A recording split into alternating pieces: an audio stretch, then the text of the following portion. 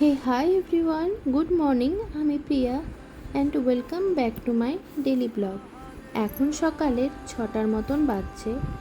সব কাজ সেরে স্নান করে একেবারেই চলে আসি ছাদে। ছাদে এলে এই সুন্দর সুন্দর ফুলগুলো দেখলে যেন মনটা আরও ভালো হয়ে ওঠে। তো প্রথমেই ঠাকুরকে জাগিয়ে নিয়ে পুজোর জন্য ফুল তুলে নিই। আর সকালের ওয়েদার খুব ভালো থাকে, তাই শান্ত মনে ঠাকুর সেবা দিয়ে নিজের মতো করে কিছুটা সময়ও কাটাতে পারি। আর বেলা হলে রোদও বেড়ে যায়, আর মেয়েও এই উঠে যাবে চিন্তা মাথায় লেগে দেয়। আর সব কাজ সেরে নিয়ে পুজো দিতে ওই ঘন্টাখানেক সময় তো লেগেই যায়।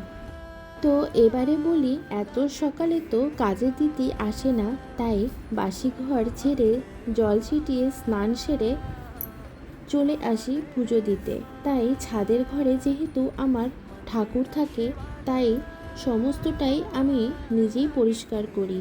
আর এই শ্রাবণ মাসের প্রথম সোমবারে আমার পুজোর দেওয়ার ছিল না, তাই প্রতি বছরই আমি বাবার জায়গা ছোট্ট করে একটু সাজিয়ে নিই। তো এখানে ও আমাদের বাড়ির প্রতিষ্ঠা মন্দিরে দুই জায়গায় বাবাকে জল ঢালি।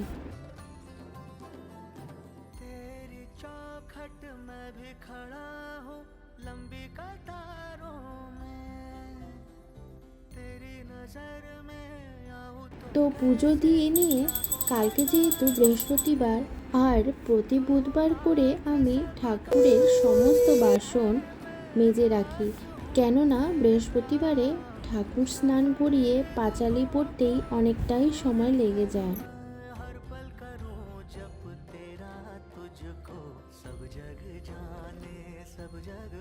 তো এরপরে মাছের খাবার দিয়ে নিয়ে কিছু গাঁদা ফুলের চেন ছিল, ওই দিয়ে একটু সাজিয়ে নিয়েছি।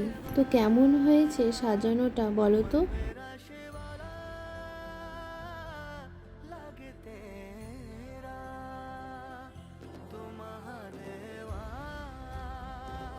তো প্রায় এদিকে 10টার মতন বেজে গেছে, আর মেয়েও কাল রাতে অনেকটাই দেরি করে ঘুমিয়েছিল, তাই এখনও ঘুমোচ্ছে। তো এসেই প্রথমে বসিয়ে দিলাম চা, আর ফ্লাক্স ধুয়ে মেয়ের জন্য জলও ফুটিয়ে ভরে নিলাম। আর প্রায় 9টার মধ্যে কাজের দিদিও চলে আসে, তাই এখন সবাই একসাথে বসে চা খাবো। আর দেখো, আমরা এত কথা বলছি তাও মেয়ের ঘুম ভাঙছে না। তারপর মেয়েকে উঠিয়ে ব্রাশ করিয়ে খাইয়ে দিলাম, আর আমরাও টিফিনটা করিয়ে নিই। তো শ্রাবণ মাসের জন্য পুরো মাসই আমি নিরামিষই খাবো, আর বাড়িতে সবাই সবই খাবে। তো যাই হোক, মেয়েকে তেল মাখিয়ে স্নান করিয়ে দিলাম। আর বরাবরই নিরামিষটা আমি খুবই ভালোবাসি। তো এই ছিল আজকে সারাদিনের ছোট্ট ব্লগ। তো এখনের মতো আসি, টাটা।